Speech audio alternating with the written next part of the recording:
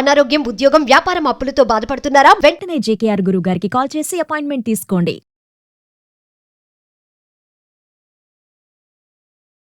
నమస్తే, welcome back to Suman TV. ప్రస్తుతం మనతో పాటు ఉన్నారు కేరళ జ్యోతిష నిపుణులు, life coach, money skills, law of attraction, date of birth లేని వారికి పుట్టుమచ్చల శాస్త్రం, ప్రశ్న శాస్త్రం, హస్తరేఖల ద్వారా జాతకాన్ని తెలియజేయగలిగే బ్రహ్మశ్రీ డాక్టర్ జేకేఆర్ గారు ఉన్నారు. గురుగారితో మాట్లాడదాం. నమస్తే గురుగారు. నమస్కారం. గురుగారు, చాలా మందికి శ్రమకు తగ్గ ఫలితం రావట్లేదని బాధపడుతూ ఉంటారు. మరి వాళ్ళకి కోరుకున్నది దక్కాలి అంటే ఏం చేయాలంటారు? ఎలాంటి ముద్రలు వేయాలంటారు? వాస్తవంగా అమ్మా, నేటి కాలంలో కష్టపడుతున్నారు, దాని దగ్గర ఫలితం రావట్లేదు. అంటే వారు ఎన్నుకున్న వృత్తుల్లో ఎంత కష్టపడినా అనుకున్నంత కష్టాన్ని దగ్గర ఫలితం రావట్లేదు, ఒకవేళ వచ్చినా నిలబట్టలేదు, ఇలా బాధపడుతుంది. అప్పుడు మేమేమంటామంటారమ్మా, పర్సనల్గా జాతకం చూసినప్పుడు ఎలాంటి గ్రహాల చేత వీళ్ళు ఇబ్బంది పడుతున్నారు అంటే, గ్రహాల యొక్క ప్రభావం ప్రతి మనిషి పైన ఉంటుంది. మనిషే కాదురా, చెట్టు పైన ఉంటుంది. అదేవిధంగా జీవి, ఏ జీవి అయినప్పటికీ కూడా ప్రతి జీవి పైన ఈ యొక్క గ్రహాల యొక్క ప్రభావం ఉంటుంది. కాకపోతే దాన్ని గుర్తించగలిగేది మనిషి మాత్రం. మరి ఈ గ్రహస్థితి అనుకూలత లేనప్పుడు కష్టం ఎక్కువ, ఫలితం తక్కువ. ఒక్కోసారి ఏ పని చేయకుండానే మనకి డబ్బు వస్తూ ఉంటుంది. అంటే అది ఆకస్మికంగా వస్తుందో లేదా ఎవరో మనకు తెలియకుండానే డబ్బు మనకి ఇస్తూ వస్తుంది. ఇలా రావడానికి గల కారణం ఏమిటి అనంటే, మన గ్రహస్థితి అనుకూలంగా ఉంది అని అర్థం.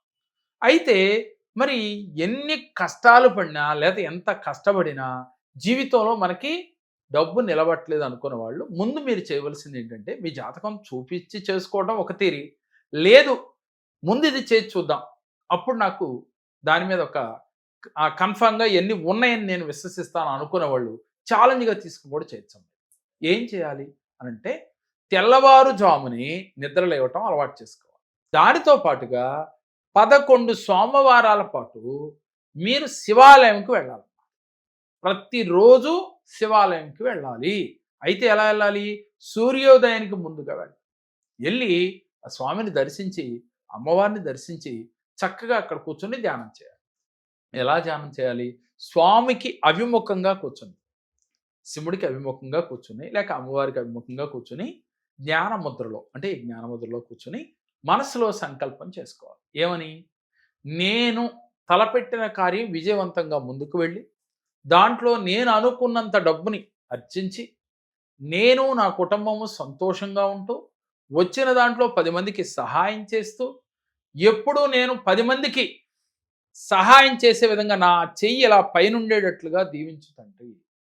అంటే ఎప్పుడు కూడా దానం తీసుకున్నవాడు కింద ఉన్నట్ట పైన ఉన్నట్టమ్మా? కింద ఉన్నట్టు. దానం ఇచ్చేవాడే పై చెయ్యి. కాబట్టి మన చెయ్యి ఎప్పుడు కూడా దానం చేసే స్థితిలో ఉండాలి.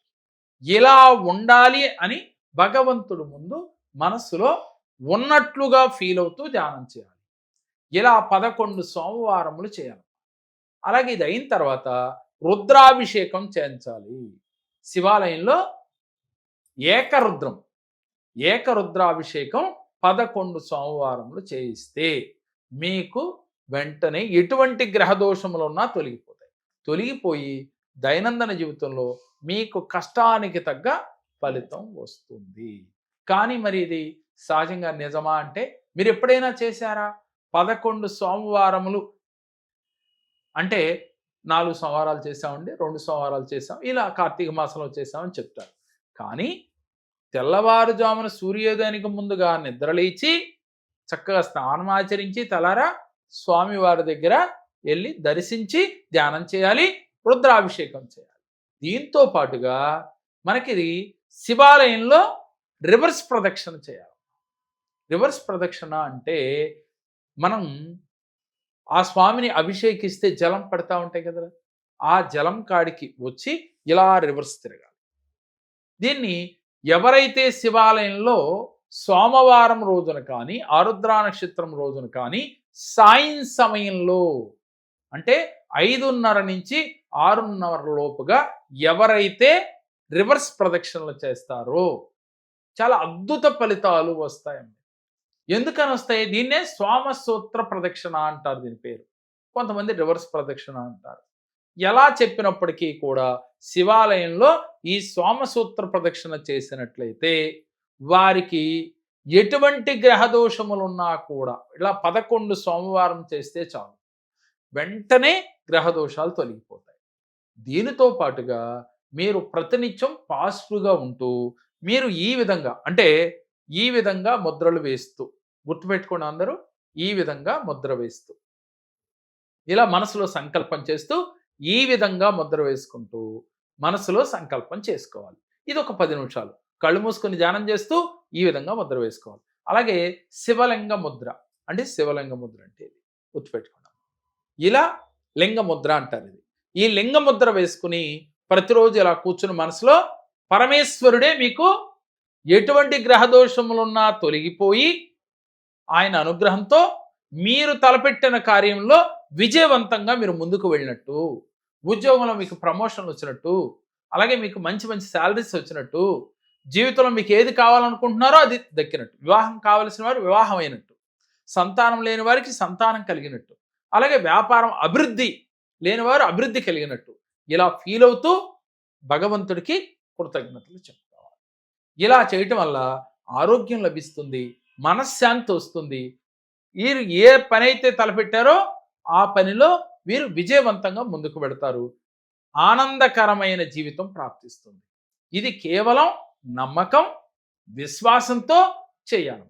ఎవరైతే నమ్మకంతో దృఢ సంకల్పం చేసుకుని నేను ఇది చేసినందుకు నాకు ఫలితం వచ్చింది, వస్తుంది కాదమ్మా వచ్చింది అనే భావంతో చేయాలి. లా ఆఫ్ అట్రాక్షన్ ప్రకారం మనం అదే చెప్తున్నాం. లా ఆఫ్ అట్రాక్షన్ అంటే ఆకర్షణ సిద్ధాంతం అన్నాం. ఈ ఆకర్షణ సిద్ధాంతం ప్రకారం నేను ఇది చేస్తున్నాను కాబట్టి నాకు యూనివర్స్ ఇచ్చింది, లేక పరమేశ్వరుడు అనుగ్రహంతో నాకు కలిగింది, అందుకు పరమేశ్వరుడికి యూనివర్స్కి కృతజ్ఞత. ప్రతినిత్యము కూడా మనలో ఆలోచనలు మారాలి. లా ఆఫ్ అట్రాక్షన్లో చెప్పేది ఒకటేనమ్మా, మీ మనసు ప్రశాంతత చేసుకోవాలి, కోపాన్ని మీ దరిదాపులకు కూడా రానివ్వకూడదు. కోపం తగ్గాలి అంటే ధ్యానం చేయాలని చెప్పుకున్నాం, కోపాన్ని తగ్గించుకోవాలి, పరనింద చేయకూడదు. ఎవరో ఏదో ఒక యూట్యూబ్లో ఒక వీడియో చూశారు, అది నచ్చలేదు ఆయనకి, వెంటనే ఒక కామెంట్ పెడతాడు ఆయన. ఏమని? ఏదో ఆయనకి తోచింది, ఆ పదాలు కూడా నాకు పలకటం ఇష్టం లేదు కాబట్టి పెట్టినప్పుడు మనం దానివల్ల మనకు వచ్చేదేంటి?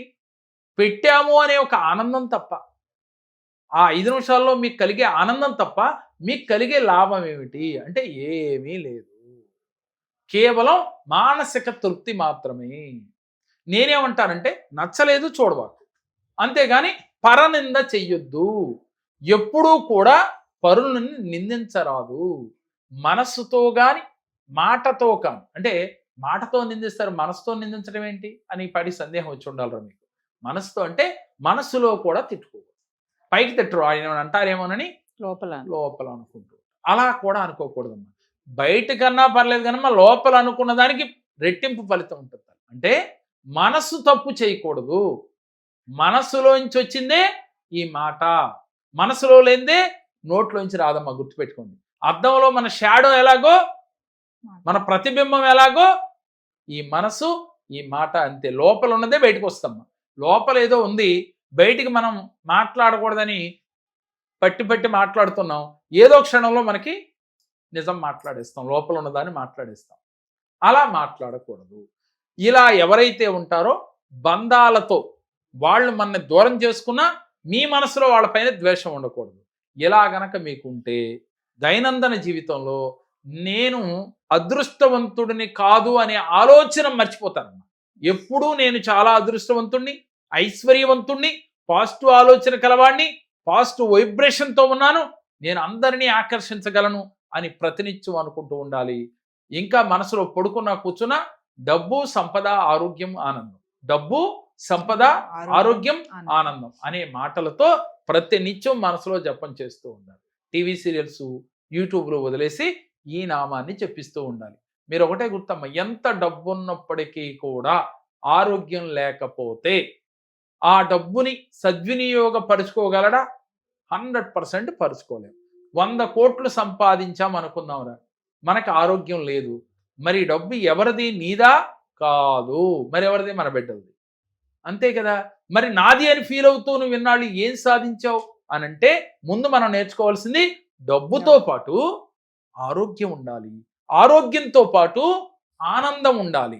ఈ 3 రావాలి అంటే మనం భగవంతుడితో, పంచభూతాలతో, యూనివర్స్తో మమేకం అవ్వాలి. అందరితో ప్రేమగా ఉండాలి. అందరినీ ఆకర్షించే విధంగా ఉండాలి. శత్రువు అనేవాడు మీ మనసులో ఉండకుండా ఉండాలి. ఇవి మీలో వచ్చినాడు మీరు అడిగిన క్వశ్చన్కి ఆన్సర్ మీ దగ్గరే ఉంది. కాబట్టి ఒక్కసారి మిమ్మల్ని మీరు క్వశ్చన్ చేసుకుంటే మీరేం చేస్తున్నారు, ఏమి ఆచరించాలనేది మీకు అర్థం. గురుగారు ఒకసారి అపాయింట్మెంట్స్ గురించి. మీకు ఆన్లైన్, ఆఫ్లైన్ అపాయింట్మెంట్స్ అందుబాటులో ఉన్నాయి. హైదరాబాద్, విజయవాడలో ఆన్లైన్ ద్వారా, ఆఫ్లైన్ ద్వారా అందుబాటులో ఉండటం జరుగుతుంది. సమస్యలు వచ్చినాయి అని భయపడద్దు. సమస్య రావటం మానవ నైజం. కానీ అటువంటి సమస్యని ఎదిరించాలి అంటే మనకు ఒక మార్గం కావాలి. ఆ మార్గం ఎలా అంటే ఈ కేరళ సంఖ్య జ్యోతిషంలో ఒక వ్యక్తి జాతకాన్ని 12 కోణాల్లో చూసి, పరిశీలించి, పరిశోధించి వారికి పరిపూర్ణంగా మీకు వివరణ ఇచ్చి దాని నుంచి బయటపడే మార్గాన్ని తెలియచేస్తూ ఉన్నాం. గంట నుంచి గంటన్నర వరకు మీ జాతక విశ్లేషణలు తెలియచేసి, అలాగే మీతో మనీ మెడిటేషన్స్, అలాగే ఎక్కడైతే బ్లాక్ అయి ఉన్నారో ఆ బ్లాకేజ్ తీయటం, మీరు ఏ చిక్కుముళ్ళతో మీరు బందీగా ఉన్నారో ఆ చిక్కుముళ్ళని విడగొట్టి ఆ క్షణమే మిమ్మల్ని పంపించడం జరుగుతుంది.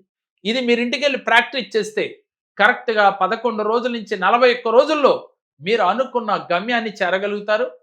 అలాగే ధనాన్ని ఆకర్షించగలుగుతారు.